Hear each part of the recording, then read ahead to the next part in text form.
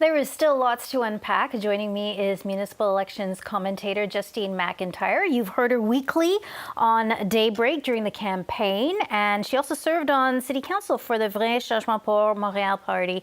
So great to have you with us, Justine. Thank you. So your first thoughts? First thought is that we had once again a conversation between three of the candidates, very civilized. So there were lots of opportunities for each of them to put forward their ideas on the various platforms. We heard a lot of talk about affordability, a lot of talk also about homelessness. On many points, surprisingly, the three of them were in agreement. Yeah, that was surprising. There were some areas where they all agreed with each other. But, you know, like in these kinds of debates, I don't necessarily like to say there's a winner or a loser, but each of them will have a job to do. Yes. So how do you think they did on that front, each of them?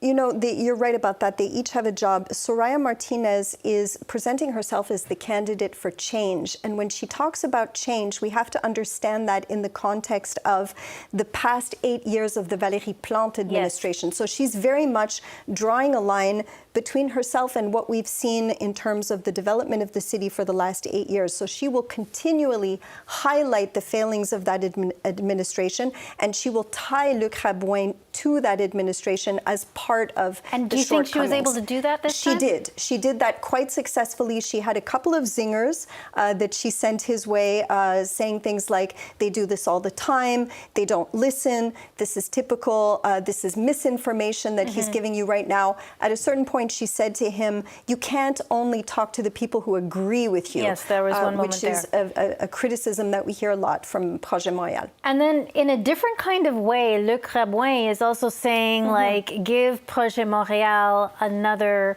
chance. We can do things differently, but defending the track record. Exactly. So his job is to position himself not just as the incumbent who's taking over from Valérie Plante, but as a new candidate almost. So he has a difficult position because he can't completely disassociate himself from the previous track record, but he still has to be the new candidate. He did say he was very proud of their legacy on bike paths, though. Yeah. And how do you think he did in terms of letting people, explaining the past administration that he can continue that work? I think explaining... That he could be a different type of change. Yeah, explaining is the right word here because Le Crabouin does tend to do a lot of explaining. It's one of his, I would say, weak points when it comes to debating. He hasn't really developed that debate instinct that we've seen from Soraya Martinez. And then Craig Sauvé also was quite compelling. He's very charismatic.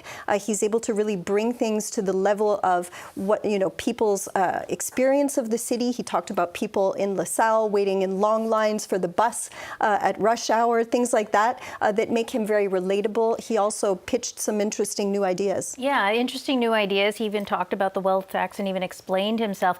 I also noticed some moments between Soraya and Craig Sauvé, and Le Crabouin was a bit quiet.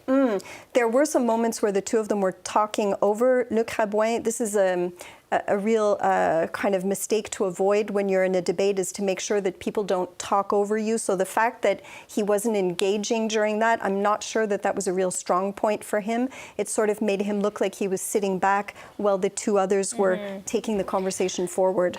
So how do you think this debate, this exchange will affect the trajectory going forward? We have less than 2 weeks to go. And we have to keep in mind that there are many people who still haven't decided. It's very surprising to me because here this evening, I think we had a really good look at what each of the candidates stands for. They had an opportunity to present their vision at the beginning and again at the end of the debate, very clearly what is it that they want to achieve in 4 years. And we had very different visions from all three of them. So anybody who's still wondering who to vote for, I think could have watched tonight's debate and known exactly who each of those candidates is. So do you think anything could change from now till Election Day, and from this debate and from the other little debates that we have been seeing? Well, what I'm hoping is that people will really want to engage, because at this point, I don't think it's really through a lack of information that's available.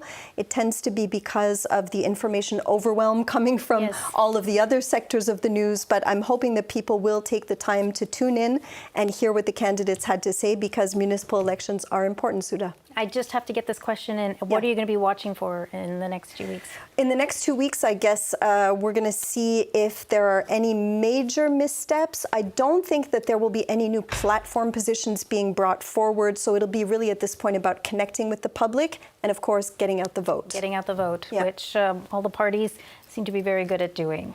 Okay, Justine McIntyre, thank you so much. It's a pleasure.